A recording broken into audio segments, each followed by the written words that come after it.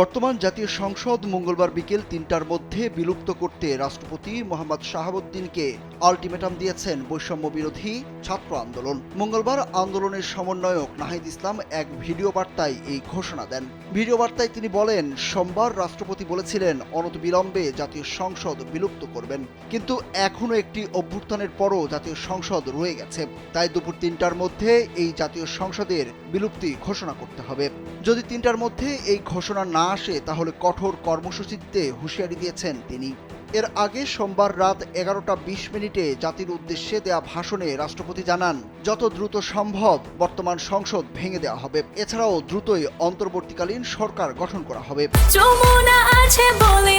Jamuna refrigerator, খাবার fresh তো life জম্পেশ। তারও আগে কোটা আন্দোলনের পরবর্তী পরিস্থিতিতে অন্তর্বর্তীকালীন সরকার গঠনের লক্ষ্যে সেনাপ্রধান, নৌপ্রধান ও বিমান বাহিনীর প্রধান এবং দেশের বিভিন্ন রাজনৈতিক দলের নেতা ও সুশীল সমাজের প্রতিনিধিদের নিয়ে বৈঠক করেন রাষ্ট্রপতি মোহাম্মদ শাহাবুদ্দিন। সভায় সর্বসম্মতিক্রমে বিএনপি চেয়ারপারসন বেগম খালেদা জিয়াকে অনতিবিলম্বে মুক্তির সিদ্ধান্ত হয়। একই সঙ্গে বৈষম্য বিরোধী আন্দোলনে এবং সম্প্রতি বিভিন্ন মামলায় আটক সব বন্দীকে মুক্তি দেওয়ার সিদ্ধান্ত হয়।